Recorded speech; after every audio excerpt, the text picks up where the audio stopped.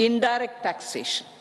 By unifying the highly fragmented indirect tax regime in India, दिन विवरण करीब में लगता था, लेकिन जो कम होकर 10 दिन बस ही इस वर्ष रह गया है। इससे प्रतिदाय रिफंड जारी करने में और तेजी आई है। अप्रत्यक्ष कर। भारत में अत्यंत बटी हुई अप्रत्यक्ष कर व्यवस्था को एकीकृत करके जीएसटी ने व्यापार और उद्योग पर अनुपालन के बोझ को कम कर दिया है। उद्योग जगत ने जीएसटी के लाभ को स्वीकार किया है। एक अग्रणी परामर्श फर्म द्वारा हाल ही में किए गए सर्वे के मुताबिक 94% उद्योग प्रमुख जीएसटी में हुए बदलाव को व्यापक रूप से सकारात्मक मानते हैं। सर्वेक्षण में प्रश्नों के उत्तर देने वाले 80% प्रतिभागियों के मुताबिक इससे आपूर्ति श्रृंखला ऑप्टिमाइज हुई, क्योंकि टैक्स और के हटने के परिणाम स्वरूप राज्य और शहरों की सीमाओं से चेक पोस्ट भी हट गए। साथ ही जीएसटी का कर आधार बढ़कर के 2 गुना से अधिक हो चुका है। इस वर्ष लगभग 2 गुना हो गया है। इससे राज्य भी लाभान्वित हुए और राज्यों को जारी किए गए जो कॉम्पनसेशन सहित जो राज्यों के SC/ST राज्यों के जो बोएंसी है वो 2022-23 तक जीएसटी के बाद वाली अवधि में 1.122 रह गया है। इसके विपरीत, इसके उलट वर्ष 2012-13 से 2015-16 की जीएसटी से पूर्व की 4 वर्षीय की अवधि में विलय होने वाले राज्य राजस्व की टैक्स बोएंसी केवल 0.72 थी।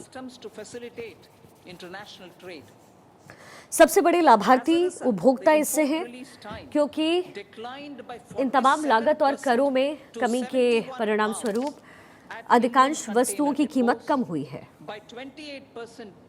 हमने अंतर्राष्ट्रीय व्यापार को सुविधाजनक बनाने के लिए सीमा शुल्क में अनेक उपाय किए हैं, जिसके परिणाम स्वरूप वर्ष 2019 में जब पहली बार नेशनल टाइम रिलीजन शुरू हुए तो 4 वर्ष की अवधि में आयात 47% से कम होकर के 71 घंटे रह गए हैं, यानी समय कम हुआ है। In keeping with the convention, I do not propose to make any changes relating to taxation and propose to retain the same tax rates for direct and indirect taxes, including import duties. कर प्रस्ताव के संबंध में परंपरा के अनुरूप मैं कराधान के संबंध में किसी भी बदलाव का प्रस्ताव नहीं पेश कर रही हूं और प्रत्यक्ष कर तथा आयात शुल्क सहित अप्रत्यक्ष करों के संबंध में कर दरें यथावत बनाए रखने का ऐलान करती हूं।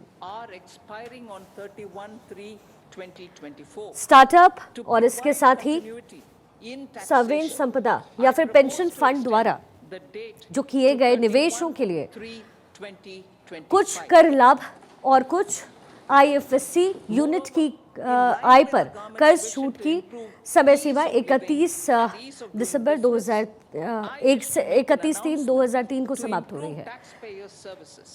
करधानों में निरंतरता बनाने के लिए इस समय सीमा को 31/3/2025 तक बढ़ाने का प्रस्ताव रखती हूँ।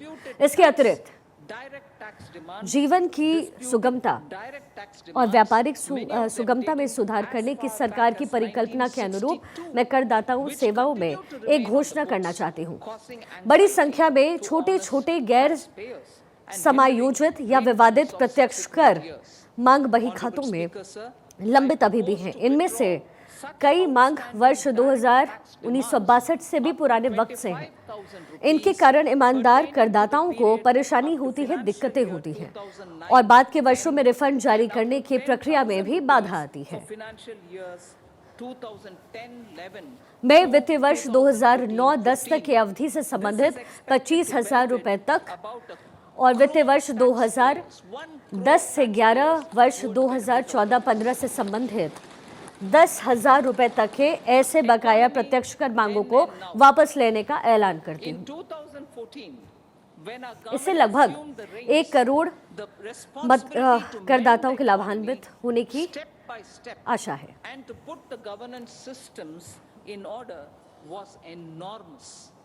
the need for the अर्थव्यवस्था पहले और अब क्या फर्क है? वर्ष 2014 में जब हमारी सरकार ने बागडोर संभाली,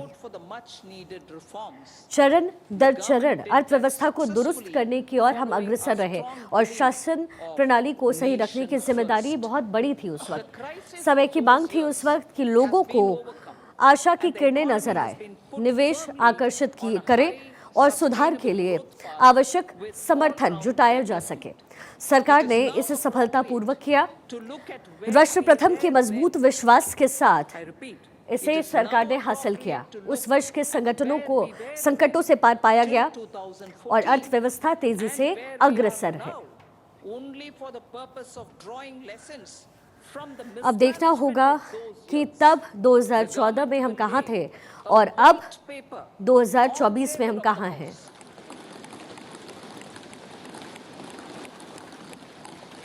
The exemplary track record of governance, development and performance, effective delivery and Jan Kalyan इस संदर्भ में सरकार सदन के पटल पर एक श्वेत पत्र प्रस्तुत करेगी।